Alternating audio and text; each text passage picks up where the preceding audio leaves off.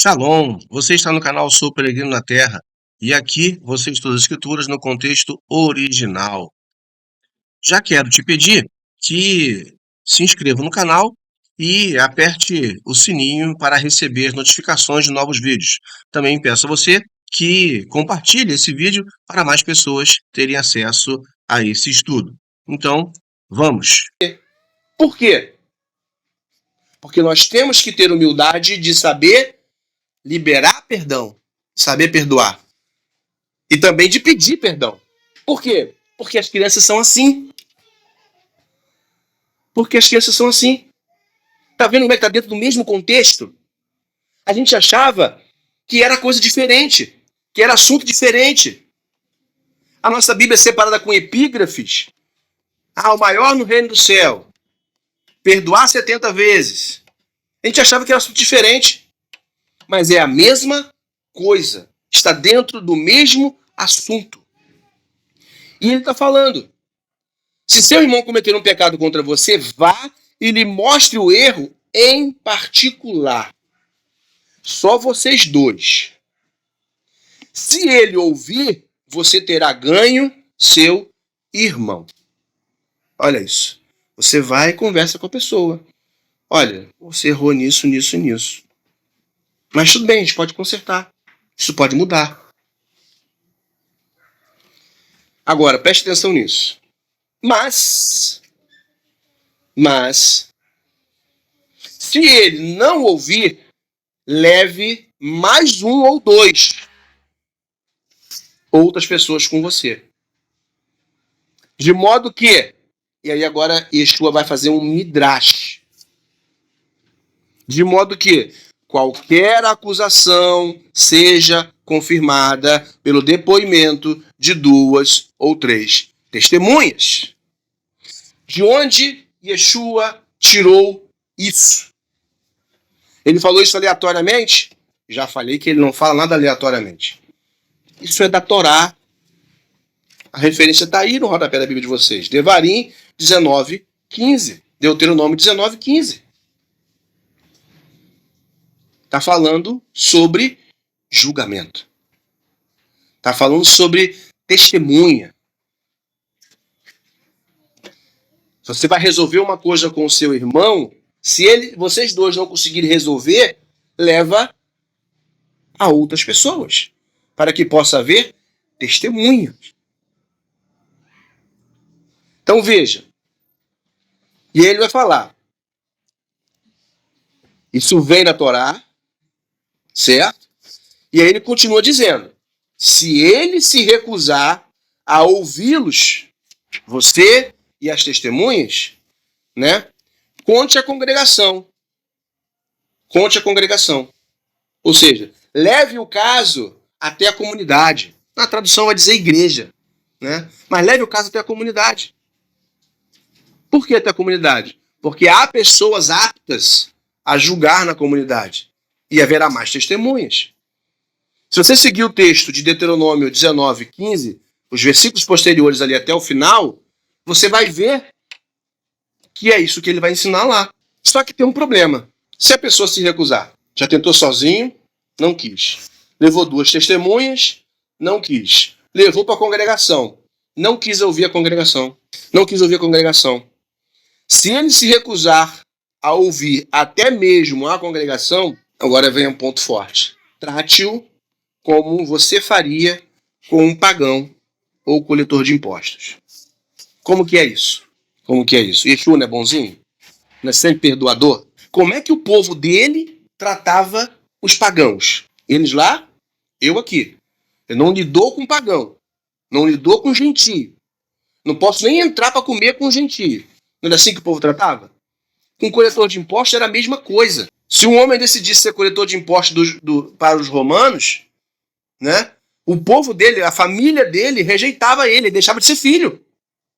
A comunidade cuspia nele, não queria nem chegar perto dele. E era isso que Yeshua estava recomendando. Da onde que vem essa ordem de Yeshua? Isso é cultural? Yeshua tirou isso do nada? Yeshua tirou isso do nada? Não. Já falei que Yeshua não usa nada aleatório. O que ele quer dizer com isso? Qual era a consequência Abram lá, Deuteronômio 19, a partir do verso 15.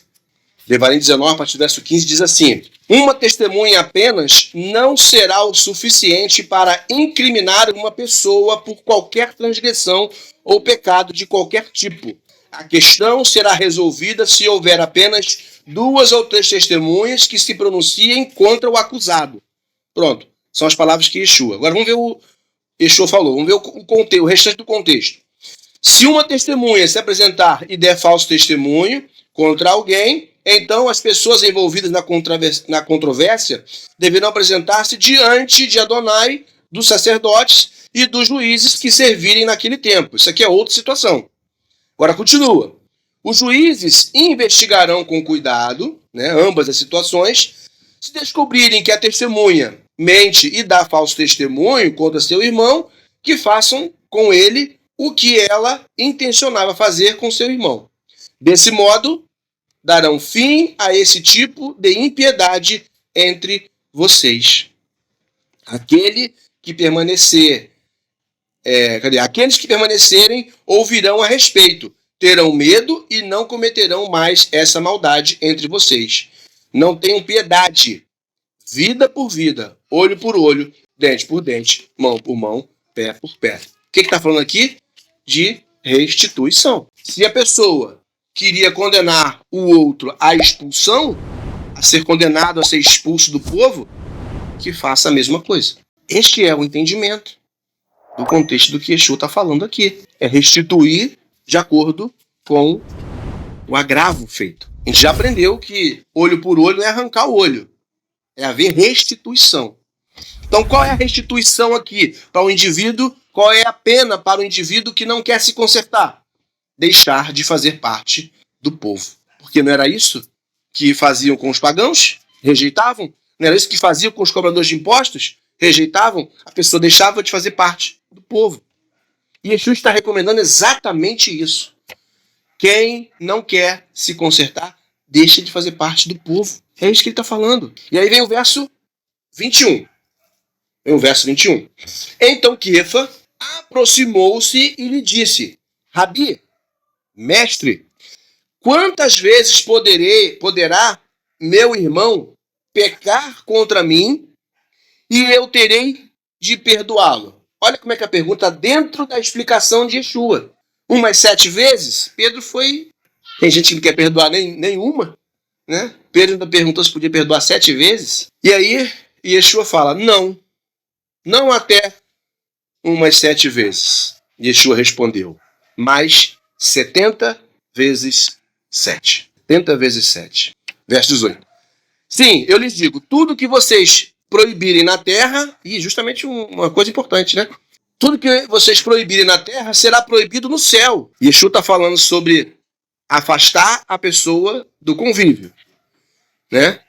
Isso de acordo com as testemunhas, congregação, tal. E aí ele fala, tudo que vocês proibirem na terra será proibido no céu. Tudo que vocês permitirem na terra será permitido no céu. Esse proibir e permitir, as palavras do hebraico que Yeshua usou para isso é atar e desatar, autorizar e desautorizar. É prender ou liberar, certo? Então tudo que vocês permitirem na terra será permitido no céu. A terra é um apontamento para o quê? Para o ambiente que nós vivemos. A terra, dentro de um ambiente profético, dentro de um contexto profético, ela fala de Etzehará. E céu, fala de reino, certo? Então, tudo que vocês permitirem, mesmo no ambiente que vocês vivem, que é cheio de pecaminosidade, será permitido no reino. Por quê? Porque vocês estão analisando, avaliando de acordo com a Torá. Vocês não estão avaliando de acordo com a Yetzehará.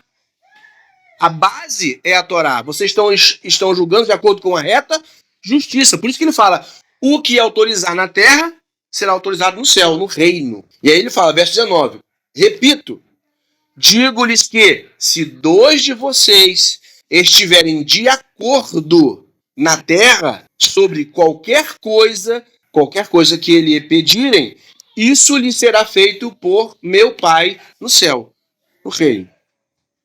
Certo? Agora, preste atenção nisso. Isso é importante. Porque sempre que 2 ou 3 estiverem reunidos em meu nome, ali estou eu com eles. E aí criou-se uma doutrina dizendo que se há 2 ou 3 reunidos no nome de Yeshua, né, de JC, ele está ali presente. E aí, para ele estar presente, ele tinha que ser onipresente. Para ele ser onipresente e estar ali, ele tinha que ser divino. E aí eles acham que comprovam a divindade de Yeshua através desse versículo. Mas esse versículo não está falando disso. Esse versículo não está falando que Yeshua estará presente onde 2 ou 3 pessoas estiverem reunidas no nome dele. Porque o que é estar reunido no nome dele? O que é estar reunido no nome de Yeshua? É estar reunido, é fazer, é praticar de acordo com o caráter dele. Viver de acordo com o que ele vivia. Ele vai estar ali como? Por causa do caráter dele que está sendo vivido ali. Não é que ele vai estar ali presencialmente, espiritualmente, como se costuma pensar. Não é isso. Não é isso. Quando eu mando meu filho numa venda, comprar um negócio lá e buscar para mim lá, que eu vou pagar depois, ele está indo no meu nome. Ele está indo no meu nome. Eu fui lá? Não. O meu nome está lá em algum lugar lá, para poder o dono da venda entregar lá e colocar meu nome lá? Não. É o meu caráter. É porque o dono da venda sabe que eu vou chegar lá depois e vou pagar. É isso que o contexto está dizendo. Não é que ele estaria ali naquele lugar espiritualmente, mas criou-se a doutrina, criou-se o dogma, certo? Que a gente escuta até hoje. Criou-se o dogma. Não, você está aqui, se houver 2 ou 3 reunidos, ele está presente. Não é isso. Não é isso. E o texto está mostrando para nós. E ele vai continuar.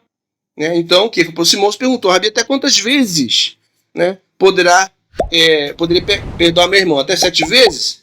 E Yeshua fala, não, até 7 vezes, mas até 70 vezes 7. O que significa 70 vezes 7? Muitas vezes. Muitas vezes. Tem gematria? Tem gematria. Quanto que é 70 vezes 7? 490. 490 é 4 mais 9 mais 0. Quanto que é 4 mais 9? 13. 13 é 1 mais 3, que é 4. Qual é o apontamento para o 4? Quarto milênio. Quando Yeshua vem, o que acontece com a vinda de Yeshua? Quando ele nasce, ele morre e ressuscita, é ressuscitado. Para quê? Para gerar redenção, perdão. Estão entendendo? Não é por acaso as coisas. Não são por acaso. Então, quando a gente olha Yeshua falando algumas coisas aqui, tenham plena certeza que não é aleatório. Ele não tirou da cabeça dele. Não foi, ele falou 70 vezes 7, não foi aleatório. Principalmente números nas escrituras. Quando Yeshua fala, você vê nos profetas, se tem número, tem alguma coisa importante. Tem alguma coisa importante. Você quer ver um outro exemplo? Né? Eu até tirei daquele livro, até comentei com você semana passada. Né? O livro Pirkei Shimon, né? É sobre um comentário sobre o livro de 1 Pedro. Tem uma parte que ele está explicando sobre algo que Pedro falou, e ele vai mostrar que dentro de um contexto, às vezes uma letra que falta, uma palavra, já pode te dar um entendimento. Em português você não percebe isso. Quando você pega, por exemplo, o texto lá de Abraham, quando está contendendo, conversando ali com o mensageiro que visitou ele, né? 2 foram para Sodoma e ele fica ali contendendo, ali clamando, orando, né? Para que o Eterno não destrua as pessoas em Sodoma. E ele pergunta, se houver lá tantos justos, né, o Senhor vai destruir? E aí o mensageiro fala, não, se houver tantos justos, eu não vou destruir. E vai gradualmente descendo. A palavra justos, né, é tzadikim, em hebraico. Tzadik é singular, tzadikim plural. Quando você pega o texto em hebraico para ler, e você lê lá a palavra tzadikim, está faltando uma letra na palavra de tzadikim. Está faltando uma letra. Que letra que está faltando ali na palavra de tzadikim? Toda vez que o anjo fala, ele fala de tzadikim, só que está falando sem a letra Yud. Yud é a letra que é a primeira letra do nome do Eterno. Ela vale 10. E aí, qual é o entendimento rabínico a respeito dessa palavra de tzadikim sem o Yud? Na verdade, aqueles indivíduos não têm justiça. Apesar de estarem sendo chamados de justo, eles não são justos, eles são hipócritas. Por quê? Porque demonstram justiça que não tem. Só que aí você vai para um outro nível. Ora, qual é a letra que está faltando? Está faltando a letra do nome de Deus. Esse indivíduo que não tem justiça, que não tem a letra do nome de Deus na vida dele, o que o autor, o que Moshe quis escrever quando ele colocou ali? O que o Eterno, né, quando inspirou Moshe a escrever, quis dizer com aquilo ali? Que aqueles justos, entre aspas, ou não justos ali, não tinham contato com ele. Ou seja, ele, Deus, não estava com essas pessoas. E você entende por que Deus vai lá, manda o mensageiro lá, tira Ló e a família dele lá e destrói aquele povo, porque eles não tinham Deus. Faltava Deus na vida deles. E isso você entende através de uma palavra, da análise de uma palavra, escrita de forma diferente. Certo? Então vamos lá. Por causa disso, o reino do céu... Olha isso, Yeshua falou para perdoar até 70 vezes 7. E ele continua. Por causa disso, o reino do céu pode ser comparado a um rei que desejava acertar contas com seus representantes. E imediatamente trouxeram à frente um homem que lhe devia muitos milhões. E pelo fato de não poder pagar, o patrão ordenou que ele, sua mulher, seus filhos e todas as suas posses fossem vendidos para pagar a dívida.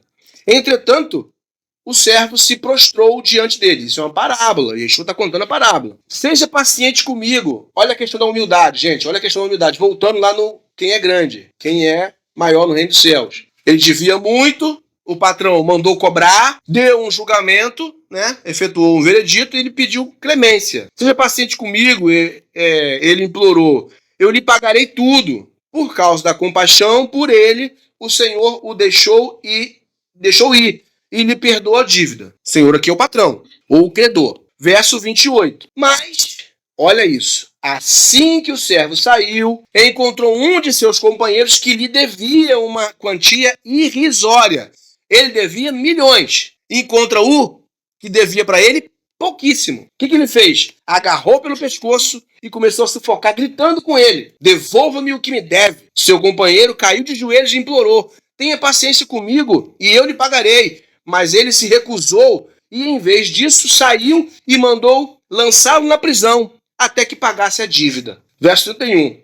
Quando os outros servos, companheiros dele, viram o que havia acontecido, ficaram muito tristes e foram contar ao senhor, ao credor, tudo o que havia acontecido. Então, o Senhor convocou o servo e disse: servo perverso, perdoei toda a sua dívida porque você implorou que o fizesse.